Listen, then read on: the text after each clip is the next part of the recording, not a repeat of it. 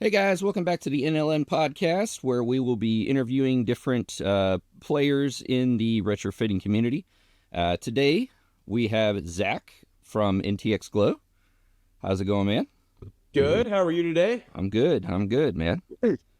So one of the first questions I always like to ask is how you got started, how you got into all this. Okay, yeah. So I got started quite a while ago. Um, I bought my Genesis coupe. I have a Genesis coupe. It's kind of where I got started. Let's see. I bought that 2014 ish. At around 2014 to 2015, I started modding it. And I found a picture of this Honda S2000 that Mayday Garage. I still remember the brand name and everything. They posted this picture of this Honda S2000 with these dotted sea lights in them. And I hadn't seen anything like that at all anywhere except for this one picture. And I became obsessed. I started sending people emails asking them, hey, I got to have this. How much can you get it done for? And most people said no. I think Flyride quoted me like $4,000 or something. And I was like, well, I'm like 19, so I can't do that. So I was like, I guess I'm just gonna try to do it myself. I found some really cheap through-hole LEDs on Amazon with the resistor and wire attached, which was easy to install, but means that the LEDs are really, really dim. Went to the junkyard, grabbed a cheap set of lights, grabbed a sheet of ABS plastic and cut it out with like a Sawzall or something. So the cut was horrendous. Drilled all the holes by hand, wired them all up by hand, and I actually still have them. They're up there on the bench. But started going to car shows and just meets and stuff, and meeting some friends that had Genesis coupes. They would ask me to build them lights, and I figured after like the second or third set, why not just start posting them on Instagram? Posted a couple of sets on Instagram, started getting customers that way. So it's all been organic. It's all been either at meets or on Instagram DMs at first. Then, a couple years down the line, like, why not throw in a website? I probably did this part-time for like 6 to 7 years before I officially decided to dive right in. I went full-time like early 2020, which I thought was going to be the death sentence. It's like, oh, well, that was a good 2 months of full-time building lights, but ended up being pretty good just because people were getting the stimulus checks and they were able to spend some money on some lights. So that was actually a pretty decent time to start. And yeah, it just kept growing from there, continue posting. Yes. Yeah, well, that's always an interesting one with you. I mean, you of all the people I know, you've got to have the biggest following, especially TikTok, but collectively. How did you get there? How did you accomplish all that? Oh, that was just organic posting. I used TikTok as like my practice to get my face in front of the camera because I used to be like terrified to be in front of camera, like physically shaking anytime I tried. So I used TikTok. I could do 10 seconds in front of a camera, but I couldn't bring myself to do like a 10-minute video. So 10 seconds in front of a camera was good practice there for a little bit. And I think just jumping on TikTok early helped a ton. Also, showing people how to do it really helps. I mean, people want to learn, they'll get quotes from you and I or other builders out there. And let's be honest, it's expensive. So if they want to do it, it'd be better to, go online and learn how to do it yourself than to just guess, which is kind of what we were doing at the beginning. Just like, if I chop this open, what happens? Yeah. No, I think that's definitely like, I mean, myself just getting into it, it seemed like there was only so much information. It was definitely really getting in very intimidating, but it was kind of the same thing. I was like, yeah, you reach out and like people are quoting you this and that, and it's like, yeah, dude, I'm broke. I can't afford that. So Yeah, exactly. you get into it yourself, and then everybody's now asking for it, and it's like this actually isn't as bad as I thought it was going to be. Right. Once you get into it, and then but then you still got all the other lessons you learn, like don't use this and don't use that, and fun stuff like that. But Yeah, that just comes along with it, which products to use and which ones not to use. I yeah, do gotta give a shout out to Flyride. I mean, he had a ton of videos, still does. They're up on his YouTube channel now, even though he has stopped posting. A lot of his stuff definitely helped early on. He was definitely like the OG how to build lights guy. Because, I mean, he's been building since, the early 2000s. I don't know if you have his story or not, but it's pretty interesting if you get a chance. I've reached out. I'm hoping. I know he's out of the game now, but I would love to sit down and have more. We've talked in the past, but I've never really had a really deep dive into his. I mean, I know he's been in the industry for well over a decade, so I'm sure there's quite a bit of a story to talk about there. But... Oh yeah, he was way back in the day, just on forums and stuff, trying to figure out how to build his own halos out of shower rings, stuff like that. Thank God we're not there anymore. No, I'm not doing that. I don't even want to quote you on that one. Nope. I'm not going to Walmart to pick up some shower rings. No, that's crazy, man. Yeah, just the way that the market has changed. Yeah, I think that kind of shows how much is there. Like, people are interested in this stuff, even though it's still a small niche. I think within a small niche, a car world is kind of small, and then we're a small sector within that. But I think it's growing in popularity because I think it's becoming more attainable. It used to be nothing but RGB halos and switchbacks, and now addressable is really starting to take off. And the old, addressable isn't reliable, addressable can't be bright enough, addressable this. Yeah, it's not really the case anymore. And I think it's going to get even better just, within the next couple of years. I think it's going to dominate that industry in that sector. But oh, yeah, I agree. The first set of addressable halos I did for my car, they died in like a couple months. But now, I mean, I haven't had a set of addressable halos die in a really long time. So it's definitely better to go that way. And you can even buy just the aftermarket lights with adjustables in them pre-built from China, which is crazy to me. Yeah. I did I dissect on a set from VLand for the Civic, seeing how they do it and what they got inside. And it's exciting to see what they're doing with this stuff and the price point that they can hit. Now, obviously, it's not quite on the level of like a true retrofit with a lot of the features and things. Like, they don't have a ghost controller. They don't have, a lot of that. But if that existed before I started this for my car, I would have never gotten into this. Like, exactly. Yeah. I would have totally bought that, throw it in my car, and went down the road, man. No questions asked. Yeah. Tried something else. Yeah. It's cool. It's really cool what they got going.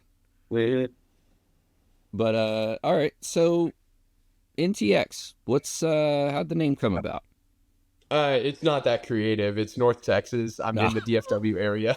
Okay. It's really not that creative. I tried to just do like the whole thing, like North Texas Glow, but someone had that on Facebook, so it's like I'll just shorten it, NTX Glow. Oh, shoot. I mean, I think every name, I mean, my brand was Braggin' Lights, which kind of originated from my car. I had a Forester, and a coworker of mine, he had a strong New York accent. He always called it, the bragging wagon. Like, it just kind of stuck. And then I started building lights for that car, and the name just kind of went with it, like, for Bragging Lights. Sense. And then, so there's no real, like, I think a lot of people took it as being a little bit arrogant, but it was like, no. No, I don't think I got anything special. It's just that was the name that was given, and it just stuck, and I just went with it. But no, it's crazy how some names come about and not. Some are very generic, some are and I don't think the name, like, whenever people start businesses, they really want to focus it on the name and on the brand, which is probably smart, but I feel like when you're just starting out, you got to go from 0 to 1. You really just need to take the first step, and you can figure out the brand as you go along. But to sit there for days and months trying to figure out your name and how you're going to market it and everything is, I think, to me, a waste of time. As long as you can just get out there. I don't think NTX Glow is a great name, considering no one knows what NTX is, but I feel like it's out there.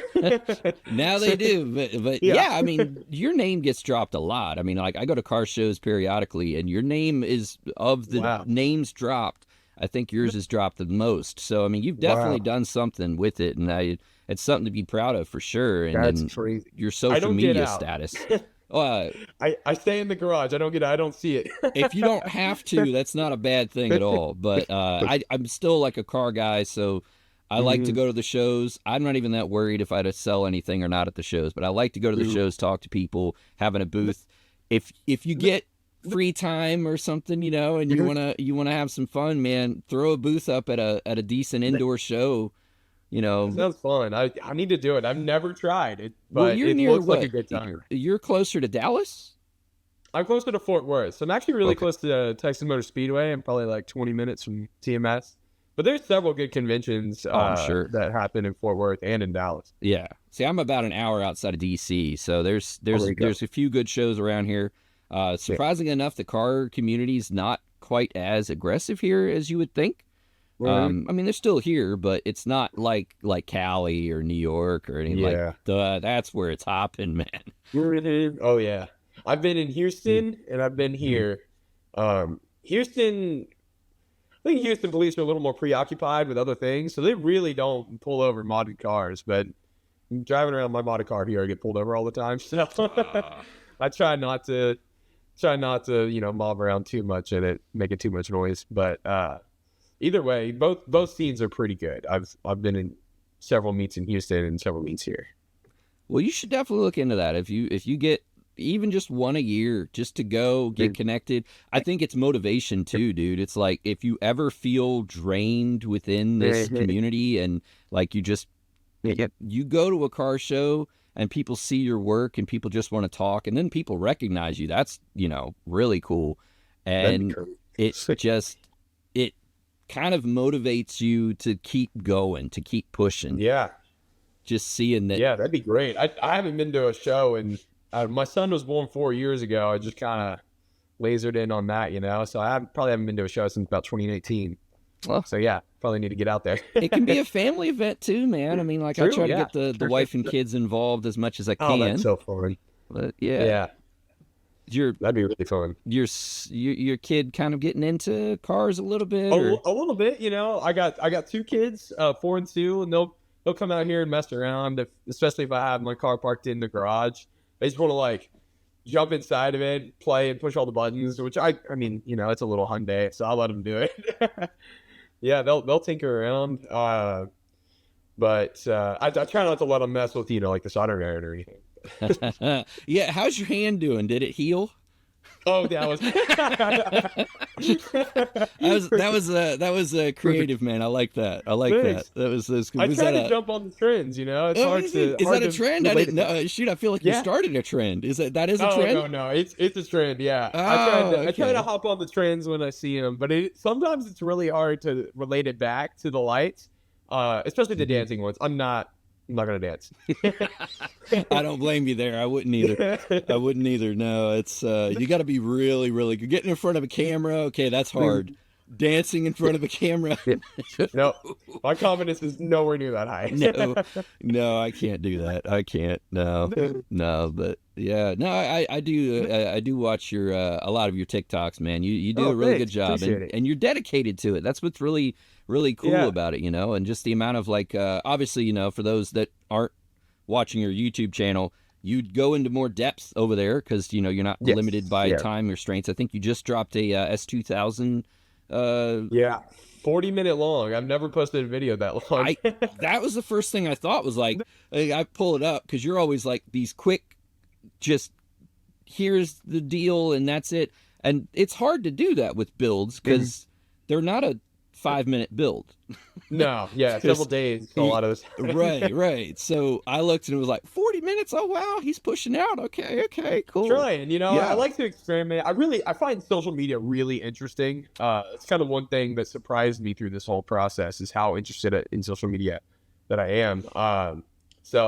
Like TikTok changes all the time, but YouTube is really, really steady. So I kind of made it my goal this year to let's just hammer out YouTube and see if I can figure it out. So step one was just to post longer videos and see how the audience reacts, see how the whole platform reacts to it.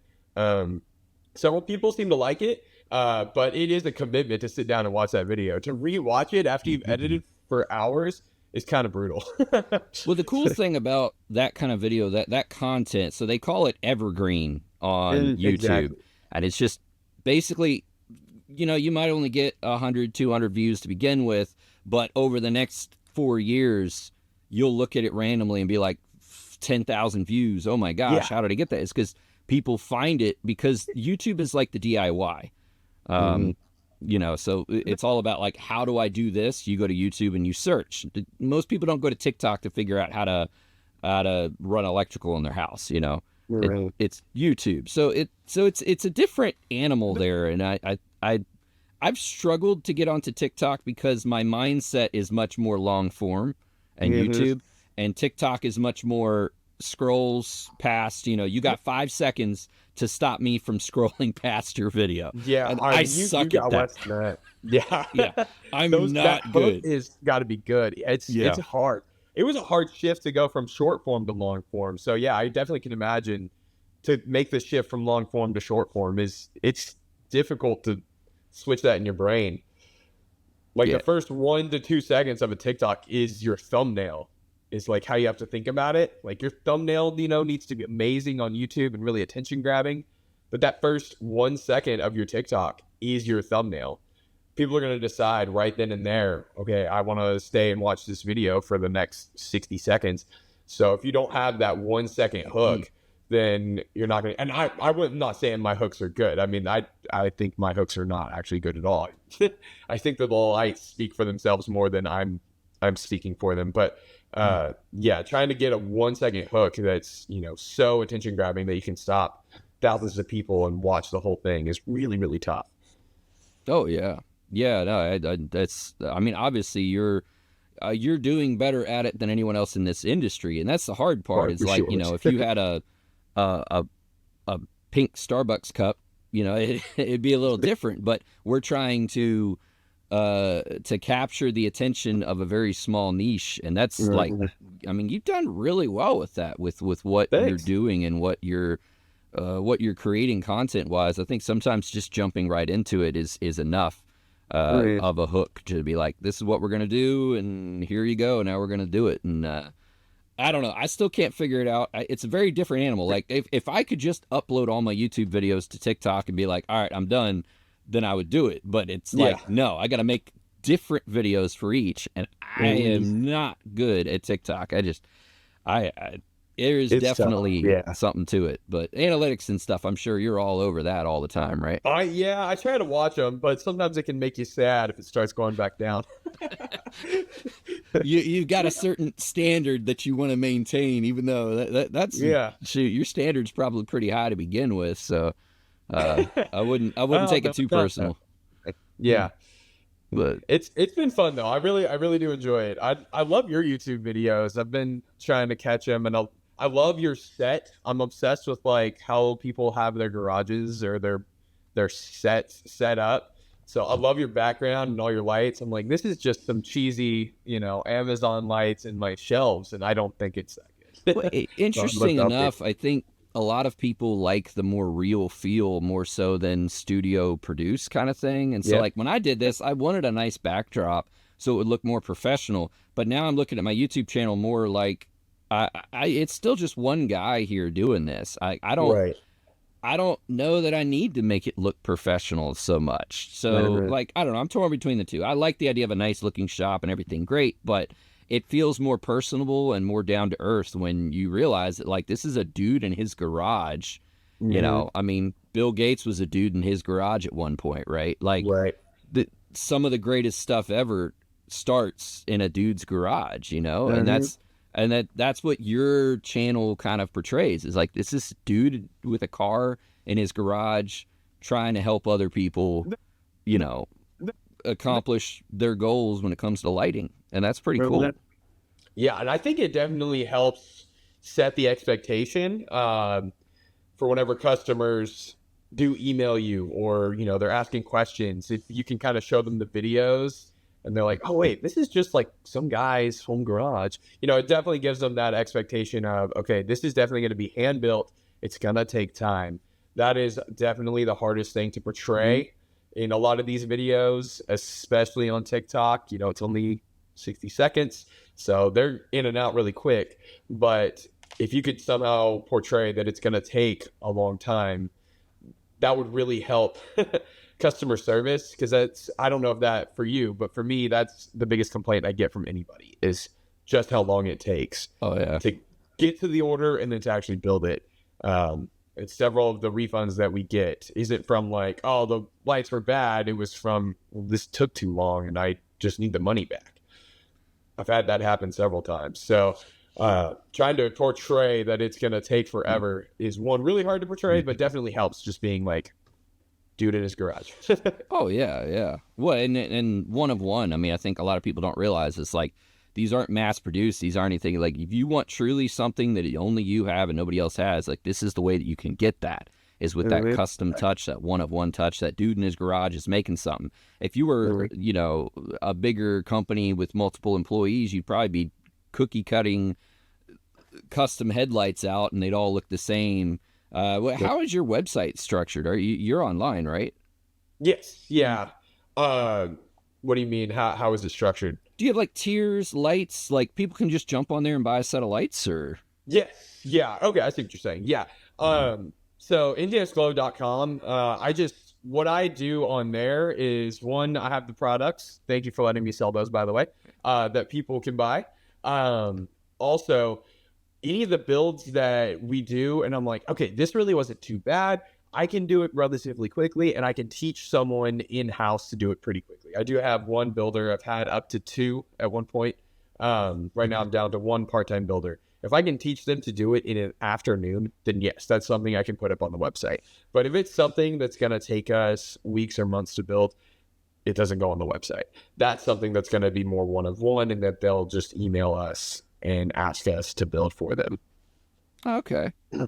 So you kind of you give the more basic stuff on the website, and you get your builder helper to kind of work through those more simple builds to get them churned out a little bit quicker. Exactly. Yeah. One good example is clear lights, clear taillights. You know, oftentimes clear taillights are just removing a reflector or taking it out and doing a quick paint job, putting it back together. Something like that is perfect for a part-time builder. They can come in, they can do a couple of hours of work on it, and might have a set done. It usually takes about 2 days for a part-time builder to get it done. But something like that is perfect to just put up on the website. People can go on, see what the price is, compare it to whoever else they want to compare it to, and they don't have to email us for, you know, the 100th time about clear me out lights. Yeah.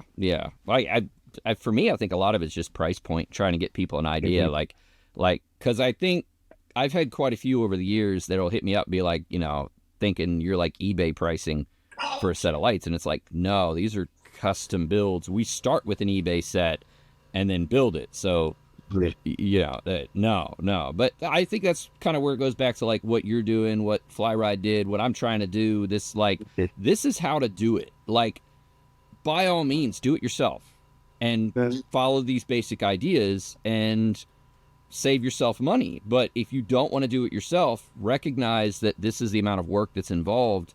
And just like any other person, like you're paying a person a living wage to do this for you.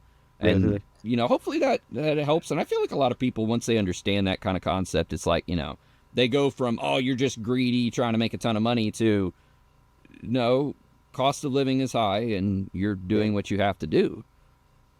Yeah, I agree, definitely. I think another thing that helps that I wish more builders would do is have like really good customer service. You know, we've all gotten the emails like, hey, I had this set built and now the guy's not responding. Like, if something's wrong, I just want to fix it. I don't want something out there with my name on it that's broken. So I just try to fix it as best I can. If the customer is like super mad and like, no, I'm done with them, I don't want to deal with it, then we'll just end up doing a refund for them. But yeah, like just trying to have good customer service. I typically try to put myself in the customer's shoes. You know, if I bought a set or something like this, something expensive like for my house, and it didn't work, you know, within like the first couple of months, I would expect some sort of warranty, some sort of good customer service out of that. So I try to offer that to my customers as well.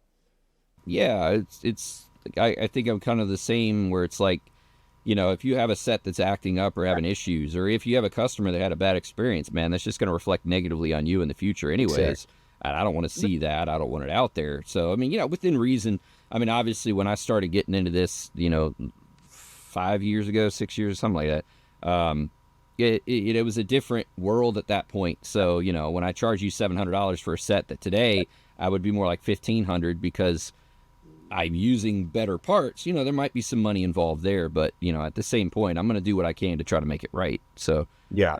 no, and that's good. Like you said, I've seen enough messages and things from other people where they get ghosted and they get stuff, and it's like, man, Yeah, it's a little that heartbreaking. sucks. Yeah, because it's like you hate to see somebody go through that, and you kind of understand the ramifications of that for other builders that are trying to do it right, because it was a bad experience with the retrofitter, and now that person is going to tell other people, be careful, man, these people do this and these people do that, and it's like, it just makes us all look bad if that's the case. But I also, on the flip side, I also know about some builders that it's like, the market is tough. It's really tough right now. So it's like, there's a lot of them that are going under because of that whole, the cost of overhead, the cost of living, the cost of everything involved, and then you factor in just the amount of money that you can actually expect to get. And it seems, strangely enough, that people think lights should be cheaper now sometimes, which is weird. I've actually had people say that, not a ton, but I've had some people say that, like, if your prices were lower, with the way the economy is, you should have lower prices. And it's like, how does that make sense? Like, Yeah, the parts are still more expensive than they used to be. yeah, the parts are more, and cost of living is more, and we are, this is still a job, so it's like, it's got to pay bills, unfortunately. But pay bills, pay employees. Yeah, that's one thing that's held me off from employees. It's just that fear of, like, having to worry about paying somebody a living wage on top of myself. If I don't pay myself 1 month, it's not a big deal, but I can't do that to an employee. I can't do that to so it's like, yeah, man, that's scary. It's scary to try to scale this stuff. Yeah, it's been really tough. I've tried for a while to actually scale, and I've just kind of decided I'm going to stick with part-time people. So my builder, he's actually just one of the neighbor kids. He's in high school, and he does the basic builds. And then I have an email guy. He does part-time work as well. So he'll come in 1 day a week and he'll just help me knock out all the emails. It's not even like him a lot of times it's just him asking me the question and him typing it out, because I've gone from like the peaks of thousands of emails and I can't keep up with it, to where I got so burnt out of emails, like I can't look at another email. So I decided to hire someone to just type my words, basically. So, because it is weird to try and train someone to be your email person, your sales guy, because really it just comes down to my preference. Do I want to build this set of lights for this car that I've never built lights for? Is that something that I can even do? So he can't make that decision for me. So he can't, do that email for me. He has to turn around and ask me, like, hey, do you even want to do this? So, half the time it's a yes, half the time it's a no. So I'll just tell him what to say and he'll type it up for me. Yeah.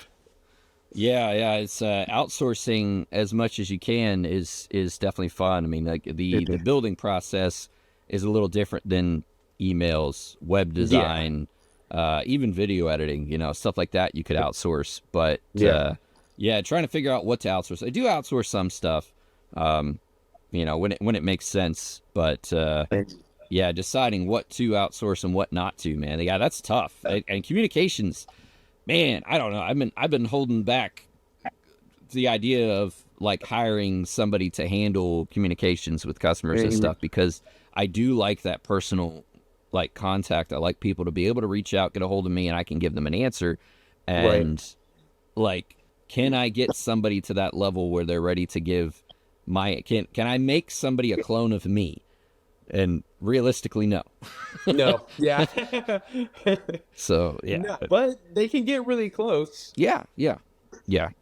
I've got a guy working with me right now that he's not to that point yet, but I'm Yeah, I've got a lot of faith in his ability to do it. Like, he's got the passion. I think that's a start.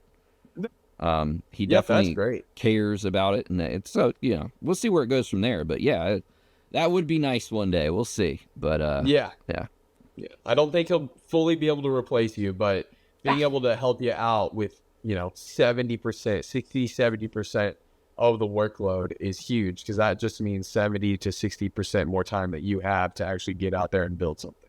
yeah. So I think that's what really helped me like try to get over the fear of like passing it off to someone, was like, oh, if I can not spend all day doing emails, then I can spend all day building, or, filming stuff and posting it on TikTok and helping other people build. Well, I'd say AI is really coming around too, and they're starting to implement that in a lot of ways. Like my website, if you do the chat, it's actually an AI chatbot. So like originally Wow. they used to just be chatbots, and it was very like you had to ask the right question and it would give you the cookie cutter answer, and that's it. Now with AI, I can actually take like my videos, put them into script form, input that into the chatbot, and then it will learn from my videos.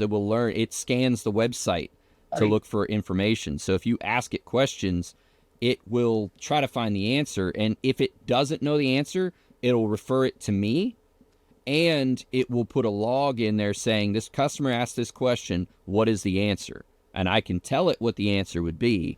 And so it started a little bit dumb, but I think it's getting smarter and better. And the hope is that it can be that 24/7 customer service ready to go. I think it's like $100 a month on Shopify if you're on there, but Wow, I've not seen that before. That is really cool. I'll yeah, have to check that out. yeah, once it gets there, I think it'll be really good, because it is one. I mean, that's another fear. Like you go to all this trouble, you train somebody, you get them really smart, and then they have better opportunities and they move on, and it's like, oh, I get it, but man, that sucks for me, Yeah, I think that's part of it. Like any worker or any builder employee that I've had, I've always talked to them about like, what job do you want to do? Like, I don't think you want to be in some random guy's garage for 20 or 30 years. Like, what's your dream job? What are you trying to do? So to me, it's just kind of part of it. Like, I just want to talk to them and be like, definitely, like, pursue something that you really want to do. This is cool, but unfortunately, you're helping me fulfill my dream. Yeah. You're not fulfilling your own dream, So try to get out and, do something that you love. Oh yeah, yeah, totally. What did you do before you did this?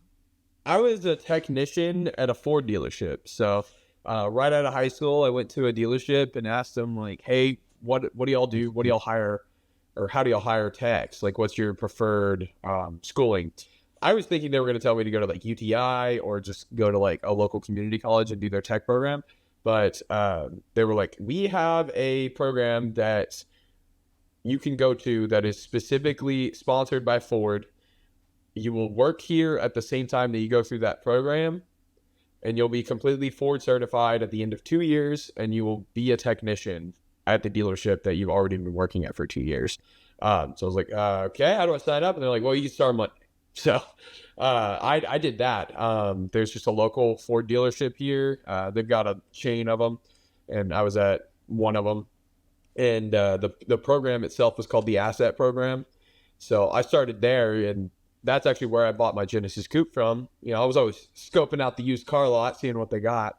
And my car came available, so I went out there and grabbed it. And then a couple months, years down the line, I built the first set of lights. And I stayed there for probably 6 years, I want to say, as a technician. And then my wife and I moved to Houston for her job. And there I just worked in a warehouse.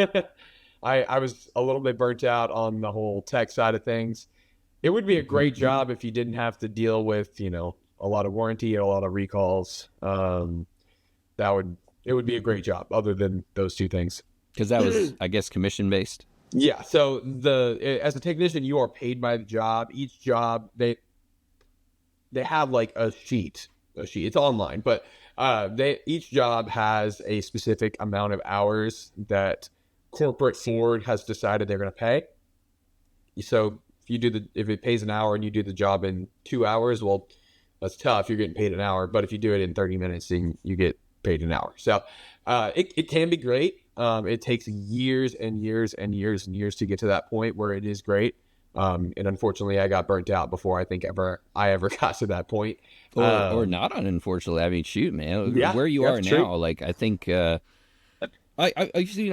worked for jobs, and I started in factory work because it was easy to get. It paid well with good benefits, and I did that for years. And then I moved on to research and development with Continental tires, and that was fun for a while. But it was like I always just realized, like, no matter how hard I work, I'm still working for somebody else. I'm helping somebody else get where they want to be, not myself. And it's like, this sucks. Like, so I've always been entrepreneurial. Like, what can I do? And it, many like attempts at things that never really went anywhere. And eventually, the headlight thing worked out, which I think is cool, because I think most of the people that are doing this are either small shops or dudes in their garages, and that's awesome, man. I think it fills an itch. If you're just a Monday 9 to 5 kind of guy, I think the other jobs are better. But if you want a legacy, if you want more, then, like, dude, you're in the right industry for it. Yeah. Yeah, I agree. I think it's really a really cool, like, way to just get into business, because it doesn't really take a loan. Like, a lot of other businesses, you got to go out and get a business loan, and you're just on the hook for that. And that's terrifying. I didn't have to take out any money. There's no investors or anything. And I assume the same with you. Yeah. Yeah. Which I think that is it's a really nice peace of mind. Like, if everything goes south, I don't owe anybody, a $10,000 check or anything like that. Yeah. That's huge. That not restaurants or something, they start out and it's like freaking second mortgage on the house. And if this doesn't work out, we have lost everything. Like, no, dude, no, thank you. I'll pass. People ask me why I don't have a shop, and it's like, the shop kind of takes away from what this is. And this is like that opportunity to be connected to the family, but still working, and, like kids and stuff, and factoring all that in.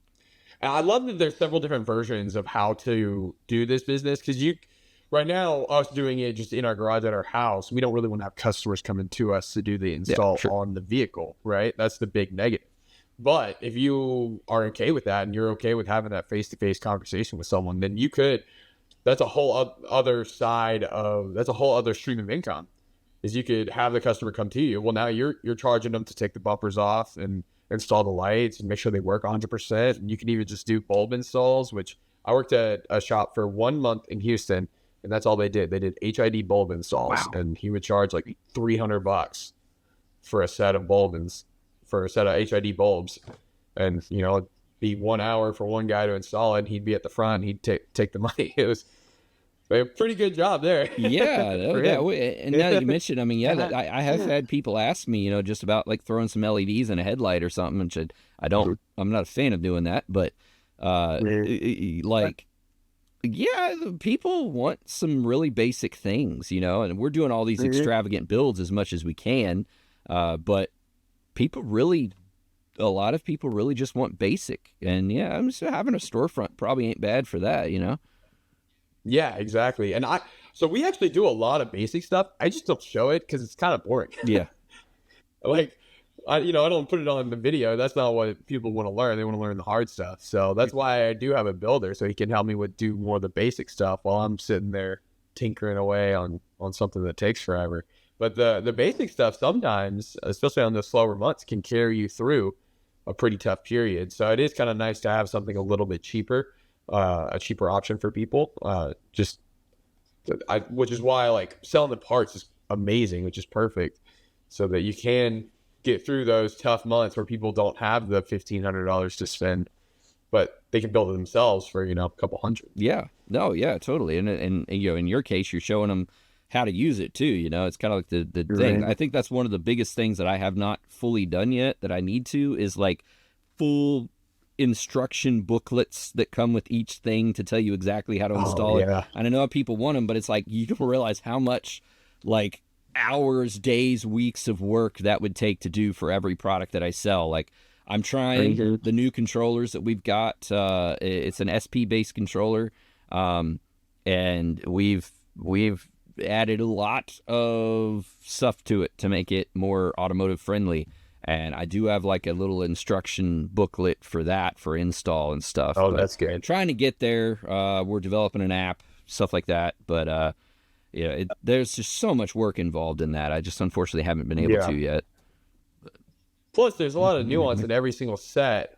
Oh, Like a Halo probably isn't going to install the same on every single car. So if they try to go install it one way, but it really needs to be installed the other way.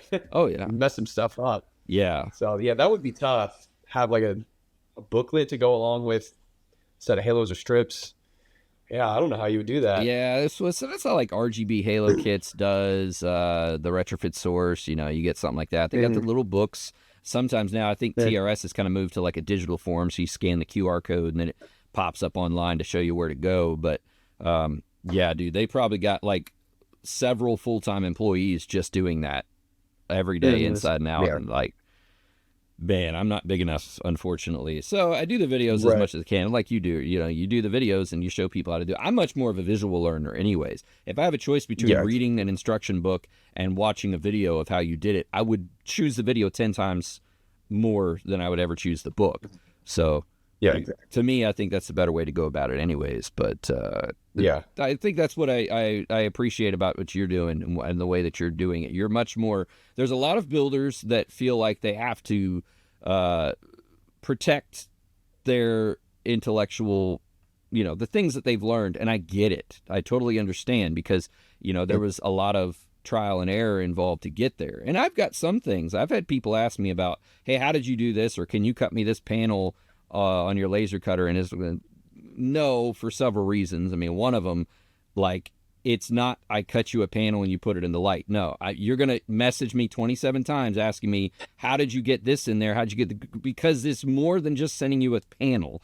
But, like Lumisthetic, I don't know how a Lumisthetic, like, doesn't pull their hair out. I like what they're doing. Those panels are not, like, super easy fit, plug and play. Like, there's work involved to get them to fit, to get them to seal right, the LEDs. Like, man, I know when they were going under, they were reaching out to people to take it over, and I was in communication with them about that, but it was just like, man, I think I'd go crazy with all the tech support questions.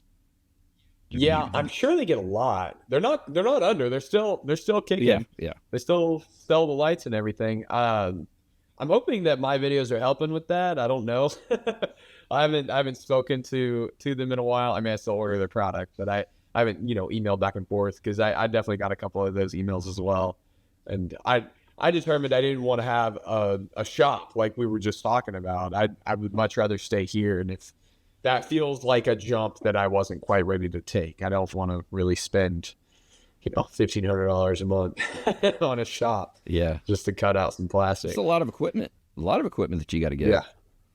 I mean, granted, I think it was all included, but still, like, yeah, it's a shame to see them go because they were doing something really cool. And they're not going. I say go, like, in case you're watching this and you don't understand. Alumic is not going under. Alumic is moving on to much bigger things. And unfortunately, it's the acrylic work is kind of holding them back, I think. And so they were. I agree. Yeah. I mean, I'm friends with the owner on Facebook and I follow him on Instagram and everything. And I don't think he's going to miss it too much. It looks like he's really enjoying what he's doing. Yeah. They're just moving into the engineering side of things, which looks like a blast. Oh, yeah. Yeah. 3D scanning and printing and freaking molds. And yeah, they're moving on to much higher aspirations. So, like, kudos for them. Absolutely. And I think there's some other people that are trying to pick up where Alumic left off, and I know of 2 or 3 right now, and we're going to see how they do quality control and things like that, because it's a big job, like trying to fill those shoes. Yeah, no, it's not going to be easy, and it's going to be really easy to do it wrong or to mess it up. Like, if you try it and you struggle, don't be discouraged, because that is a very, very hard job to take on. I can't even imagine where to start finding through-hole LEDs like that in bulk. Like, finding, at a good price that you can still make some margin on. but they're good quality. It's super easy to find really cheap ones. I know, because that's what I built the first set with. Those LEDs burnt out so fast, even though they had their own resistors on them. Yeah, that sounds really tough. I would not want to be in that person's shoes. Well, fortunately, at that part I could actually handle, like the LED acquisition. Oh, wow. I have I have a manufacturer that just does that kind of LEDs, and like we developed the first RGBW, and to the best of my knowledge, we still have the only RGB with the capacitors built in. I don't know that anybody else has brought that out yet. So that part doesn't scare me as much, but just the customer support that's inevitable that you would have to have with that, and just like, because it's not that simple. Like even molding them, like they mold them pretty well, but I've had a lot of sets where I still got to put them in the oven, heat them up, and bend them into position, and it's like just a little bit. Yeah, it looks like they mold them to the lenses, and sometimes you got to do a little bit more. But I've sold several of their stuff on my website, and I've had a few people who will hit me up. But thankfully, I have the catalog on YouTube now. So just sharing a couple of the videos that I have on YouTube tends to help, which is good for them because, you know, they'll know how to do it. Good for me in two ways. One, I don't have to sit there and email them. But two, you know, I get a little bit of YouTube revenue from it. So yeah, it ends up working out pretty well. yeah. The massive amounts of pennies that we get from a view. Oh yeah. No, yeah, it is cool though, man. I think, you know, the social media aspect, I think it does connect you with the car community more so, and that's really cool. I think it's something that a lot of builders are kind of they're missing out on, and you know, maybe they don't care, maybe they don't want it, but it is a really cool experience just to have that feedback and that you know, other people seeing what it is that you're doing, you know, where normally we're just in this garage basement by ourselves, you know. Nobody even knows what we're doing, and it's like I haven't said a word all day. Yep. Yeah, it's crazy, man. So I don't know if there's anything else that you want to maybe touch base on, cover. I mean, we got about 9 minutes before you got to cut out. I don't know, is there any sort of advice that you would give to someone just starting out right now? For me personally, like they built one set of lights. Yeah, I would. They built like one set, but they've got a customer that hit them up and is like, "Hey, I want this." What would your advice be to that person? I think I would say quality parts, number one. If you've got to cut a corner and you got to go with, you know, something cheaper that you may not like the quality as much, and you know, maybe if you're really new, you don't even know what good quality is versus non. I mean, my main focus on Next Level Neo is to bring the good quality in one place. So for the most part, if something ends up not passing quality standards for me, it's going to leave the website. It's going to go away, and you know, so I try to make my website as quality focused as possible while also being bright. And like, I think that's one of the biggest things that will just run you out of the business, is building with subpar stuff, and then the returns, the complaints, and the problems that inevitably come from that.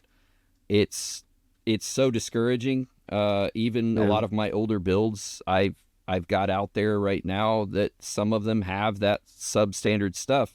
And over the years, I've been fixing them as customers contact me with issues. So, you know, I have less of them out there, but I still know there are some lights that are probably got pulled from the car and are sitting on a shelf in a garage because the customer just got upset. And it's like, if you can avoid that issue from the get-go, your whole experience will be so much better. And you'd be a huge leg up on a lot of people. Yeah, I agree. Yeah. Never Amazon controllers. No, I mean, not for cars. Not for cars. Yeah, I mean, SP has a place, but yeah, I mean, you want vehicle inputs. I mean, that's kind of what makes this all special, and the Amazon controllers don't do that. Yep, I agree. Yeah, I think that's a good one. Really good quality, and I think that when you're just starting out, you don't know what to charge. That's the toughest thing. You have to charge more than you're thinking. It's hard to get into that mindset of, because you're just in it for building. That's what you're starting out for. Like, this is just fun to do, but you kind of have to shift into more of a business mindset. Like, okay, I got to think about all of the small, tiny parts. That was one thing I never even thought of. Like, okay, well, sometimes I need adhesive. Sometimes I need electrical tape. I need heat shrink. I need solder. I need wire. I need, like, I wouldn't charge for that. I'd be like, oh, the halo is this much, and I think it takes this long, so that's how much I'll charge. And then, well, turns out it was $100 in shipping, so that ate up all, like, it's hard to remember all of those things whenever you're first starting out. But I think it's something that if someone is doing like their first or second set for a customer, if they could really nail all that down and kind of go into it with a business mindset from the beginning, that'll really help their longevity on top of having good quality parts. Yeah, no, definitely, man. I think I think that's huge, especially if you can get it, if you can charge that. I know for me personally, I like to try to give a quote and stick to it. So underquoting kind of leads to having to go back to the customer and be like, hey, unfortunately, I didn't realize this and didn't realize that, and that sucks. So it's hard. Yeah. It's hard. But I know, like, for me personally, I mean, I own Nick Silvaneo.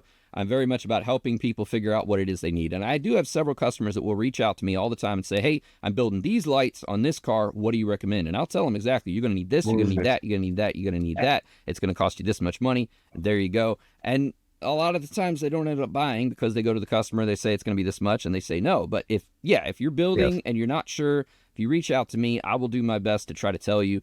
Zach, same thing. You're selling tons of parts on your site. We can help you know what realistically plan for you're going to need, and we can get you the parts too. So, we can help you avoid a lot of those headaches. Yeah, there's just sucky parts. I mean, like, you got to remember that addressable LEDs in this market originally were designed for computers. They were designed for home use. They were designed for a very different world than what a car is. So while you can buy a set of strips and a controller from Amazon for your computer or your kid's bedroom, it's very different when you're putting it on a car.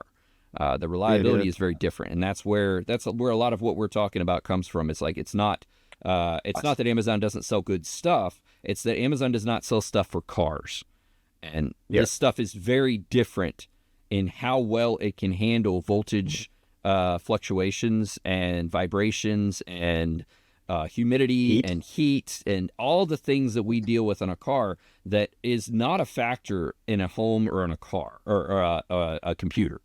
And that's huge. That's huge. Yeah, I agree, definitely. Well, I do appreciate you coming on with me today and, just getting to learn a little bit more about you and what you do. I mean, obviously, I've been watching and we've chatted a few times, but never really had a good sit down. So this is really nice to have. But if anybody wants to get a hold of you or see some of your work, once again, his social media accounts are next level. They are really good stuff. So you definitely want to check them out. TikTok is huge. And YouTube, as he said, he is putting a lot of time into YouTube. So definitely check that out. So where can they find you? Yeah, thanks. So NTX Glow on most things, on pretty much everything except for YouTube. YouTube tried to be a little more personal, so I did Zach Cook. That's just my name. But I'm sure if you type in NTX Glow on YouTube, I'll still come up. You'll see my red hair in there somewhere. And I'll put some links in the description for this video for those social accounts as well, so you can go into the description on the video here and you'll be able to find that stuff. But yeah, I mean, Zach has been doing it for quite a few years and definitely is not afraid to show what he does and how he does it. And I really appreciate that. Thanks. Thanks. Yeah, it's been a good talk. This is the first time I've seen you face to face. I've always just seen you behind, text. Yep. This has been great. Yeah. All right, man. Well, I do appreciate it. And I will definitely, stay in touch. Yeah, sounds good. Thank you. Have a good one.